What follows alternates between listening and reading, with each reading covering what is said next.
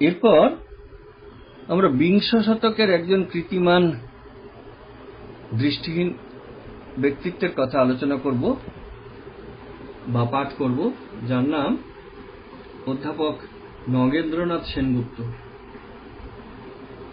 অতীত ভারতবর্ষে দৃষ্টিহীন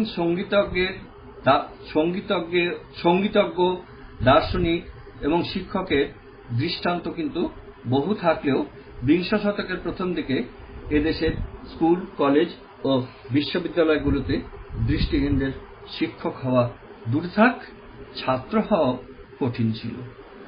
এমন একটি পরিবেশের মধ্যেই নগেন্দ্রনাথ সেনগুপ্ত কলকাতা বিশ্ববিদ্যালয়ে সর্বোচ্চ পরীক্ষায় উত্তীর্ণ হয়ে এখানে অধ্যাপক হিসাবে সাফল্যের সঙ্গে কাজ করেছিলেন। নগেন্দ্রনাথ সেনগুপ্ত বরিশালের এক গ্রামে 1898 খ্রিস্টাব্দে জন্মগ্রহণ করেন। ওখানকার বি.এম. স্কুলে নবম শ্রেণীতে পাঠ্যাবস্থায় তিনি বসন্ত রোগে দৃষ্টিশক্তি হারান।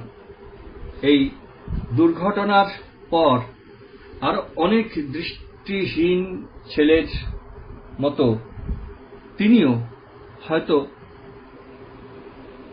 হারিয়ে যেতেন, কিন্তু আরেকজন মহাপুরুষের সংস্পর্শে এসে শ্রী সেনগুপ্ত প্রতিভা বিকাশের এক সুযোগ পেলেন।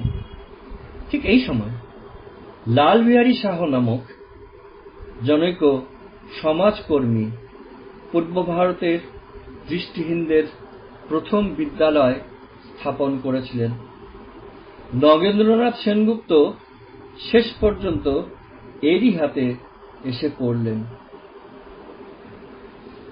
স্নেহ পরায়ণ গুরু এবং জিজ্ঞাসু ছাত্রের অপূর্ব মিলন হল। রেভারেন্ড শাহ এর সহযোগিতায় শ্রী সেনগুপ্ত ব্রেল লিপিকামালা আয়ত্ত করলেন। এরপর শ্রী সেনগুপ্ত কৃতিত্বের সঙ্গে কলকাতা বিশ্ববিদ্যালয়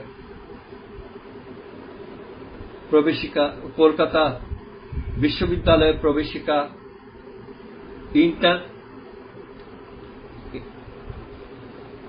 ইন্টারমিডিয়েট আমি আরেকবার পড়ছি। শ্রী সেনগুপ্ত কৃতিত্বের সঙ্গে কলকাতা বিশ্ববিদ্যালয়ের প্রবেশিকা, ইন্টারমিডিয়েট, স্নাতক ও দর্শন ও রাজনীতি বিজ্ঞানের স্নাতকোত্তর পরীক্ষায় 1926 খ্রিস্টাব্দে ব্র্যাকেটে উত্তীর্ণ হন। দর্শনের স্নাতকোত্তর পরীক্ষায় তার প্রথম শ্রেণীতে স্থান ছিল।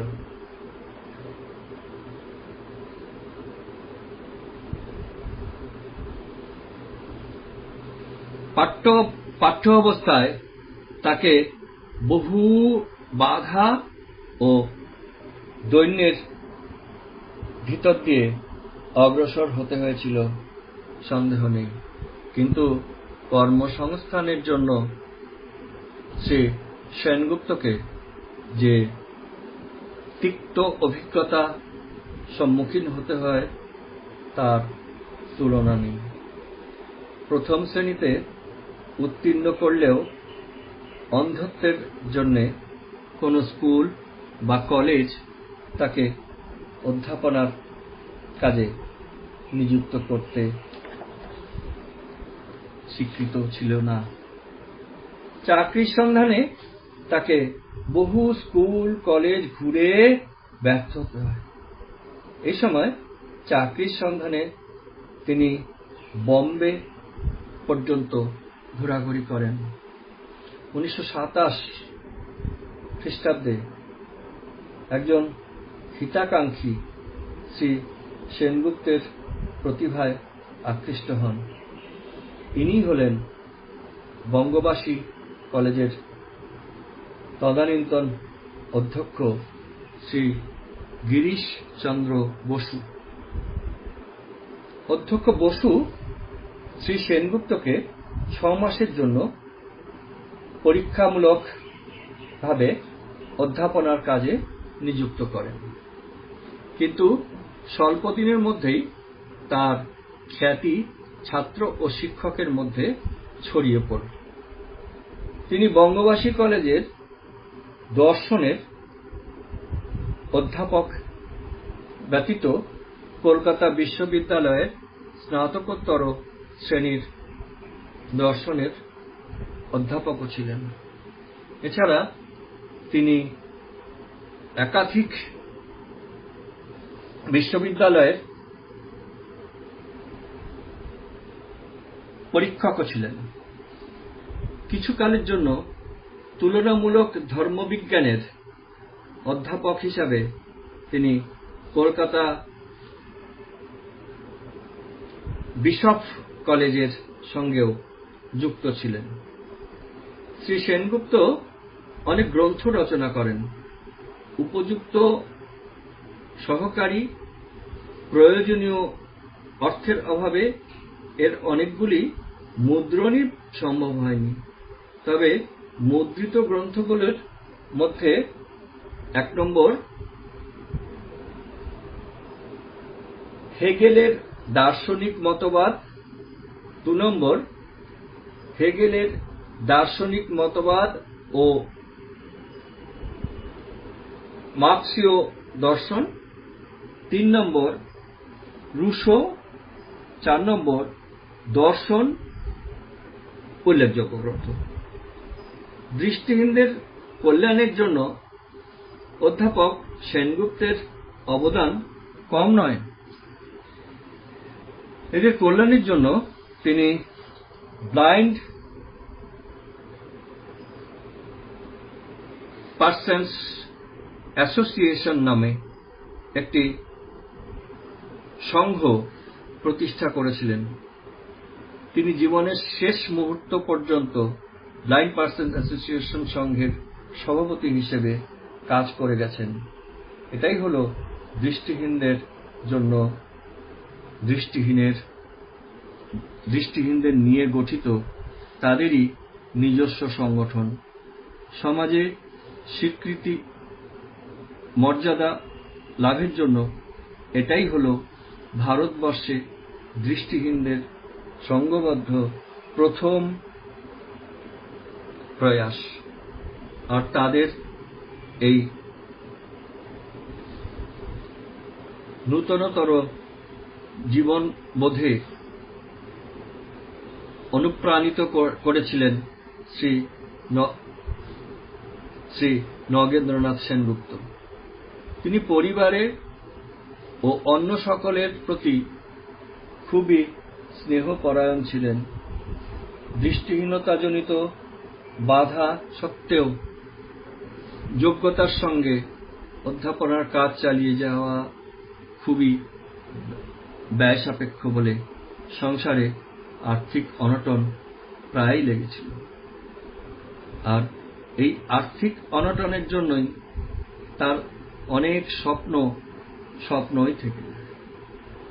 এইসব স্বপ্নে যদি কোনো দৃষ্টিহীন ব্যক্তি, বিশেষত ছাত্র, তার কাছে কোনো সমস্যা নিয়ে উপস্থিত হল, তবে তিনি পরামর্শ ও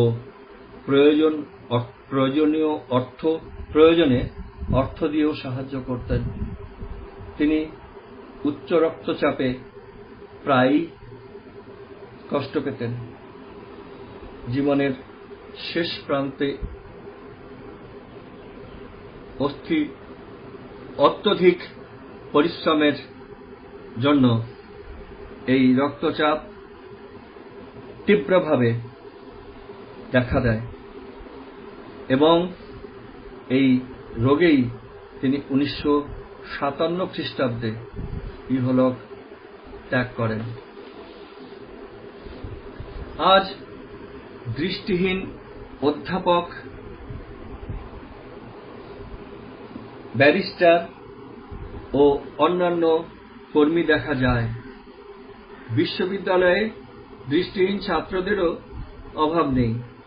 বিজ্ঞানসম্মত শিক্ষার ব্যবস্থা এবং প্রয়োজনীয় উপকরণের সহজ প্রাপ্তি আজ দৃষ্টিহীনদের শিক্ষা অপেক্ষাকৃতভাবে সহজ করে তুলেছে। কিন্তু বর্তমান পটভূমিকায় অধ্যাপক সেনগুপ্তকে বিচার করলে তাকে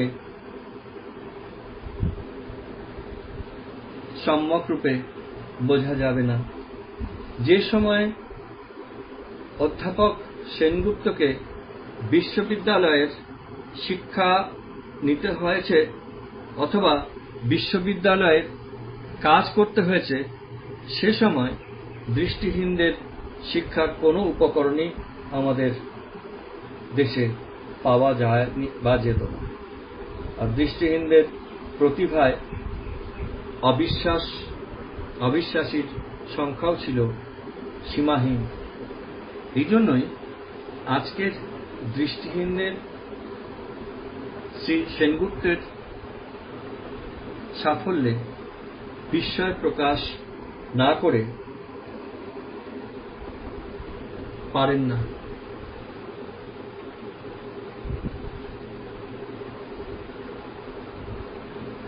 আমি আরেকবার পড়ছি। এই জন্য আজকের দৃষ্টিহীনেরা শ্রী সেনগুপ্তের সাফল্যে বিস্ময় প্রকাশ না করে পারেন না। অধ্যাপক সেনগুপ্তের জীবন ও প্রচেষ্টা এদেশের দৃষ্টিহীনদের দীর্ঘদিন অনুপ্রাণিত করবে।